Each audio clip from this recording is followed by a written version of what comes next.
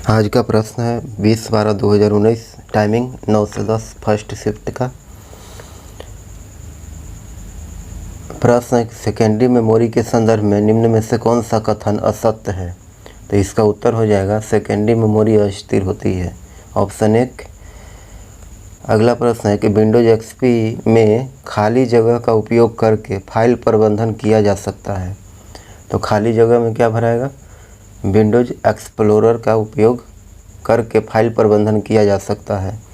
अगला प्रश्न है कि बताएं कि विंडोज एक्सपी में निम्नलिखित कथन सत्य है या असत्य।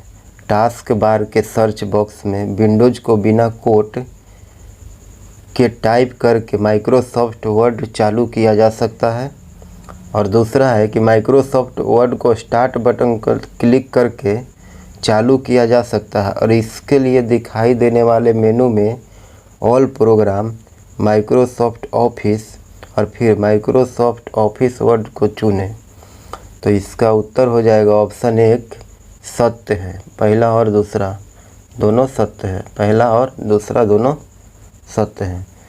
अगला प्रश्न है कि Microsoft power point 2016 slide show mode में एक स्लाइड से दूसरी स्लाइड पर जाने के लिए निम्न में से कौन सी विधि अमान्य है।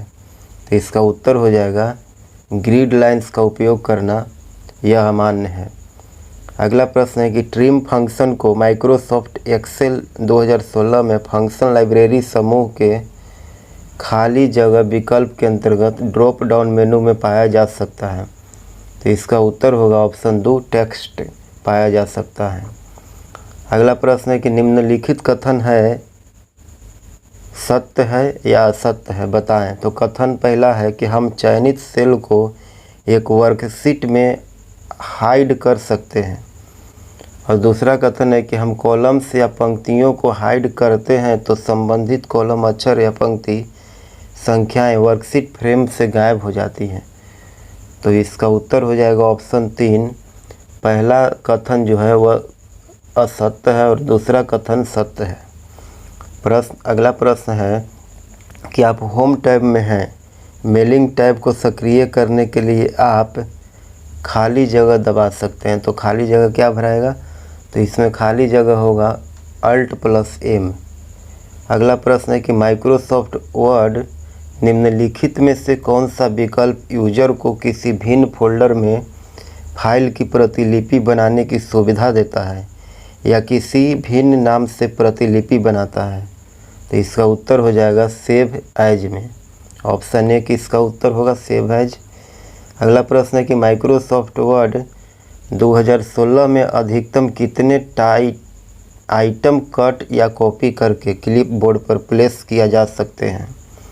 तो इसका उत्तर हो जाएगा ऑप्शन 1 24 आइटम को कॉपी करके कट किया जा सकता है। अगला प्रश्न है कि माइक्रोसॉफ्ट एक्सेल 2016 में होम टैब के सेल्स ग्रुप में निम्नलिखित में से कौन सा विकल्प मौजूद नहीं है। तो इसका उत्तर हो जाएगा ऑप्शन 4 सॉर्ट एंड फिल्टर मौजूद नहीं है। अगला प्रश्न है कि विंडोज एक्सपी में कंट्रोल पैनल के अंदर आप निम्न में से किस आइकॉन पर क्लिक करके एक नया यूजर बना सकते हैं या किसी मौजूदा यूजर की सेटिंग को परिवर्तित कर सकते हैं। तो इसका उत्तर हो जाएगा यूजर अकाउंट, ऑप्शन 4 इसका उत्तर है यूजर अकाउंट। अगला प्रश्न है कि माइक्रोसॉफ्ट वर्ड 2016 में स्पेलिंग एंड ग्रामर विकल्प खाली जगह टैब के अंतर्गत उपलब्ध है। तो खाली जगह में क्या भराएगा, रिव्यू टैब के अंदर उपलब्ध है। अगला प्रश्न है कि माइक्रोसॉफ्ट एक्सेल 2016 में पॉइंट स्केल के आधार पर कॉलम का डिफ़ॉल्ट आकार संख्या क्या होती है। तो इसका उत्तर हो जाएगा ऑप्शन 2 8.43। अगला प्रश्न है कि निम्नलिखित में से कौन सा CPU रजिस्टर एक्सेस की जाने वाली लोकेशन का एड्रेस धारित करता है।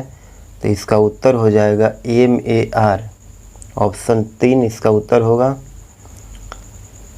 अगला प्रश्न है कि जब आप माइक्रोसॉफ्ट वर्ड 2016 खाली जगह के लिए पैराग्राफ पर ट्रिपल क्लिक करते हैं तो इसमें खाली जगह क्या भराएगा, तो खाली जगह में होगा एक पैराग्राफ सेलेक्ट हो जाता है। अगला प्रश्न है कि आप माइक्रोसॉफ्ट वर्ड 2016 में मेल मर्ज में कस्टमाइज लेबल बनाने के लिए निम्न में से किस अनुक्रम का उपयोग करेंगे? तो इसका उत्तर हो जाएगा ऑप्शन 2।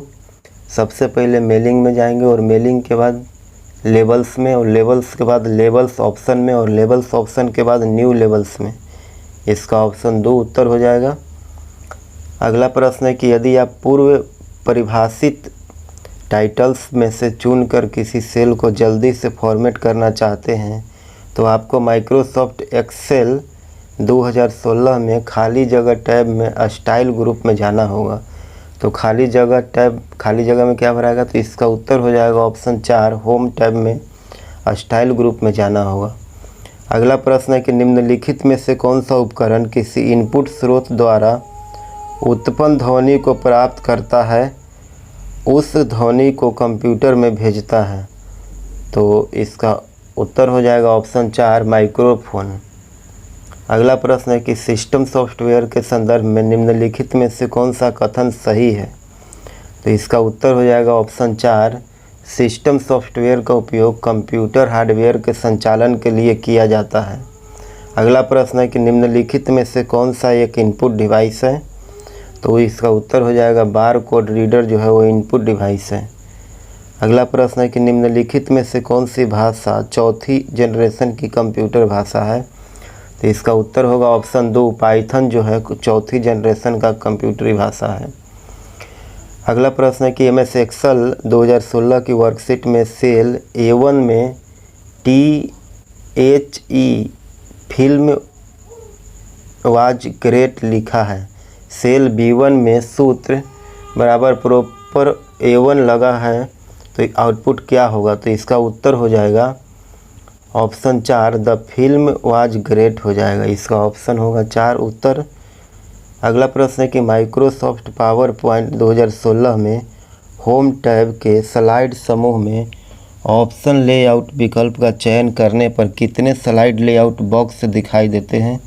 तो इसका उत्तर हो जाएगा ऑप्शन 2, 9 लेआउट बॉक्स दिखाई देते हैं। और अगला प्रश्न है कि माइक्रोसॉफ्ट वर्ड 2016 में किस टैब में आपको पेज सेटअप विकल्प मिलेंगे जिसमें पेपर साइज और पेपर ओरिएंटेशन शामिल है? तो इसका उत्तर हो जाएगा ऑप्शन 3, पेज लेआउट उत्तर होगा। अगला प्रश्न है कि माइक्रोसॉफ्ट वर्ड 2016 के मेलिंग टैब में प्रीव्यू रिजल्ट ग्रुप के अंतर्गत कौन सा विकल्प डॉक्यूमेंट में मर्ज फील्ड को रेसिपिएंट लिस्ट के वास्तविक डेटा से बदल देता है ताकि हम देख सके कि कैसा दिखता है? तो इसका उत्तर होगा ऑप्शन 1, प्रीव्यू रिजल्ट। अगला प्रश्न है कि विंडोज़ XP में सॉफ्टवेयर को बदलने या हटाने के लिए निम्नलिखित में से किस क्रम का अनुसरण किया जाता है? तो इसका उत्तर हो जाएगा सबसे पहले स्टार्ट में जाएंगे, स्टार्ट के बाद कंट्रोल पैनल में और कंट्रोल पैनल के बाद एंड रिमूव प्रोग्राम में और फिर उसके बाद चेंज या रिमूव प्रोग्राम्स में जाएंगे। इसका उत्तर हो जाएगा ऑप्शन 1। अगला प्रश्न है कि MS एक्सेल 2016 में फ्रीज पैन्स ड्रॉप डाउन सूची में कितने डिफ़ॉल्ट विकल्प होते हैं? तो इसका उत्तर हो जाएगा 3 विकल्प होते हैं। अगला प्रश्न है कि MS पावर पॉइंट 2016 में लेआउट विकल्प होम टैब के खाली जगह ग्रुप में मौजूद होता है। तो खाली जगह ग्रुप में क्या भराएगा? तो स्लाइड्स मौजूद होता है। अगला प्रश्न है कि माइक्रोसॉफ्ट वर्ड 2016 में टाइपिंग वाले एरिया की चौड़ाई और ऊंचाई को दर्शाने के लिए निम्न में से क्या क्षैतिजिक और ऊर्ध्वाधर पैमाने प्रदर्शित करता है? तो इसका उत्तर हो जाएगा ऑप्शन 1, रूलर्स जो है वो प्रदर्शित करता है। अगला प्रश्न है कि निम्नलिखित फार्मूला का आउटपुट क्या होगा? तो फार्मूला है कि बराबर trim the film was great. तो इसका उत्तर होगा option 1, the film was great. अगला प्रश्न है कि माइक्रोसॉफ्ट वर्ड 2016 में एग्जिस्टिंग डॉक्यूमेंट को खोलने के लिए आप निम्नलिखित में से कौन सी बोर्ड शॉर्टकट का उपयोग करेंगे? तो इसका उत्तर हो जाएगा Ctrl+O को। अगला प्रश्न है कि इंटरनेट एड्रेस के निम्नलिखित डोमेन नाम एक्सटेंशन में से कौन सरकारी संस्थाओं को दर्शाता है? तो इसका उत्तर होगा ऑप्शन 4, .gov। अगला प्रश्न है कि MS एक्सेल 2016 वर्कशीट में 150 छात्रों को के प्राप्तांक कॉलम ए और पंक्तियों 1 से 50 150 तक में दर्ज किए गए हैं। सबसे ज़्यादा प्राप्तांक वाले छात्रों को खोजने के लिए आप किस फार्मूले का इस्तेमाल करेंगे? तो इसका उत्तर हो जाएगा ऑप्शन 1 बराबर मैक्स A1 से लेकर के A150 तक। अगला प्रश्न है कि माइक्रोसॉफ्ट एक्सेल 2016 में सुरक्षा के संदर्भ में निम्नलिखित में से कौन सा एक विकल्प अमान्य है? तो इसका उत्तर हो जाएगा ऑप्शन 2 प्रोटेक्ट वर्क स्पेस जो है वह अमान्य है। अगला प्रश्न है कि निम्नलिखित में से कौन सा विकल्प माइक्रोसॉफ्ट वर्ड 2016 में मेलिंग मर्ज टैब के सिलेक्ट रेसिपिएंट विकल्प के अंतर्गत नहीं पाया जा सकता है? तो इसका उत्तर हो जाएगा नॉर्मल वर्ड डॉक्यूमेंट में नहीं पाया जा सकता है। अगला प्रश्न है कि निम्नलिखित में से कौन सी इंटरनेट सेवा एक ही समय में एक व्यक्ति से दूसरे व्यक्ति या यहाँ तक कि कई लोगों को संदेश, नोट्स या पत्र भेजने की एक पेपरलेस विधि है? तो इसका उत्तर होगा ऑप्शन 1 ईमेल। अगला प्रश्न है कि विंडोज XP ऑपरेटिंग सिस्टम में स्टार्ट मेनू के ऑल प्रोग्राम पर क्लिक करने पर खाली जगह सूची प्रदर्शित होता है। तो खाली जगह में क्या भराएगा? तो इसका उत्तर हो जाएगा ऑप्शन 4 यूजर द्वारा चालू या इस्तेमाल या इंस्टॉल किया गया प्रोग्राम होगा। अगला प्रश्न है कि निम्नलिखित में से कौन सी एक फाइल है जिसमें नाम और पते या कोई अन्य जानकारी शामिल होती है और जो माइक्रोसॉफ्ट वर्ड 2016 में मेल मर्ज डॉक्यूमेंट के प्रत्येक संस्करण में भिन्न भिन्न होता है? तो इसका उत्तर होगा ऑप्शन 1 डेटा सोर्स। अगला प्रश्न है कि यदि आपके सिस्टम में कई प्रिंटर जोड़े गए हैं तो आप उस प्रिंटर को कैसे चुनते हैं जिससे आपको प्रिंट आउट लेने की आवश्यकता है? तो इसका उत्तर हो जाएगा Ctrl+P प्रिंटर ड्रॉप डाउन सूची में प्रिंटर को चुनेंगे। अगला प्रश्न है कि MS पावरपॉइंट 2016 में मौजूद स्लाइड शो विकल्प क्या है? तो इसका उत्तर हो जाएगा option 3 from beginning from current slide. अगला प्रश्न है कि निम्नलिखित में से कौन सा विकल्प एप्लीकेशन सॉफ्टवेयर का एक उदाहरण है? तो इसका उत्तर हो जाएगा डेटाबेस जो है एप्लीकेशन सॉफ्टवेयर का उदाहरण है। अगला प्रश्न है कि एक MS एक्सेल 2016 शीट में A6 और B6 सेल में क्रमशः माई और लाइफ लिखा है और सेल 6 में सूत्र कॉन्टिनेंट A6 से B6 लगा है, आउटपुट क्या होगा? तो इसका उत्तर होगा माई लाइफ जो है वो आंसर है।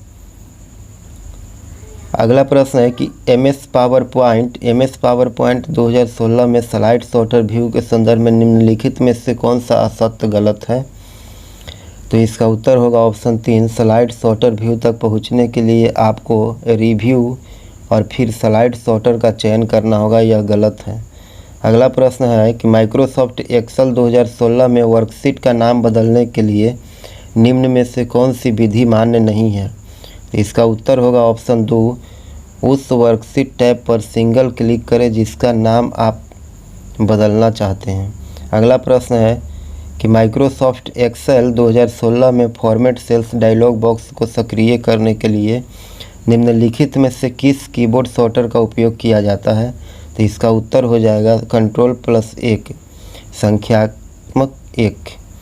अगला प्रश्न है कि माइक्रोसॉफ्ट वर्ड 2016 में बुलेट और नंबरिंग विकल्प होम टैब के खाली जगह ग्रुप में उपलब्ध होता है? तो इसका उत्तर हो जाएगा पैराग्राफ ग्रुप में उपलब्ध होता है। अगला प्रश्न है कि माइक्रोसॉफ्ट एक्सेल 2016 में एक नई शीट को इंसर्ट करने के लिए इंसर्ट विकल्प होम टैब के भीतर खाली जगह समूह में पाया जा सकती है? तो इसका उत्तर हो जाएगा सेल्स। अगला प्रश्न है कि माइक्रोसॉफ्ट एक्सेल में A1 से C3 में कॉपी किए जा रहे फार्मूला के लिए यदि सेल रेफरेंस $A और $S1 है तो यह खाली जगह बन जाता है? तो इसका उत्तर होगा $A$1। अगला प्रश्न है कि निम्नलिखित कथन सत्य है या असत्य है बताएं? तो इसका उत्तर होगा, पहला कथन है कि असेंबलर्स असेंबली लैंग्वेज कोड को सीधे मशीन कोड में बदल सकते हैं। और दूसरा कथन है कि कंपाइलर एक उच्च स्तरीय भाषा स्रोत कोड को पहले ऑब्जेक्ट कोड में रूपांतरित करता है और फिर ऑब्जेक्ट कोड को निष्पादन योग्य कोड यानी एक्सेक्यूटेबल कोड में रूपांतरित करता है। तो इसका उत्तर होगा ऑप्शन 2, पहला है असेंबलर असेंबली लैंग्वेज कोड को सीधे मशीन कोड में बदल सकते हैं, सही है। और दूसरा है कि कंपाइलर एक उच्च स्तरीय भाषा को मशीन भाषा में बदलता है, ये भी सही है। अगला प्रश्न है कि कंप्यूटर सिस्टम यूनिट के अंदर निम्नलिखित में से किस इलेक्ट्रॉनिक मॉड्यूल से इनपुट आउटपुट डिवाइस सीधे जोड़े होते हैं। तो इसका उत्तर हो जाएगा डिवाइस कंट्रोलर से जुड़े होते हैं। अगला प्रश्न है कि विंडोज एक्सपी में माइक्रोसॉफ्ट पेंट चालू करने के लिए आप किस क्रम का अनुसरण करेंगे। तो इसका उत्तर हो जाएगा स्टार्ट और फिर उसके बाद ऑल प्रोग्राम में जाएंगे और फिर उसके बाद एक्सेसरीज पेंट में जाएंगे। अगला प्रश्न है कि माइक्रोसॉफ्ट एक्सेल में फार्मूला संदर्भ में निम्नलिखित में से कौन सा कथन असत्य है। तो इसका उत्तर हो जाएगा ऑप्शन 4, एक फार्मूला हैशटैग चिन्ह से शुरू होना चाहिए, ये गलत है। अगला प्रश्न है कि निम्नलिखित में से कौन सा प्राथमिक उपकरण विशेष रूप से होम कंप्यूटर को इंटरनेट से कनेक्ट करने की सुविधा देने के लिए आवश्यक है। तो इसका उत्तर हो जाएगा मॉडेम। अगला प्रश्न है कि माइक्रोसॉफ्ट एक्सेल 2016 में निम्न में से किस टैब में शेप फीचर मिल सकता है। तो इसका उत्तर हो जाएगा इंसर्ट कॉलम में मिल सकता है। अगला प्रश्न है कि एक विशिष्ट एप्लीकेशन सॉफ्टवेयर है जिसे इंटरनेट से कनेक्ट करने के लिए डिज़ाइन किया गया है। तो खाली जगह में क्या भराएगा, ब्राउज़र एक विशिष्ट एप्लीकेशन सॉफ्टवेयर है जिसे इंटरनेट से कनेक्ट करने के लिए डिज़ाइन किया गया है।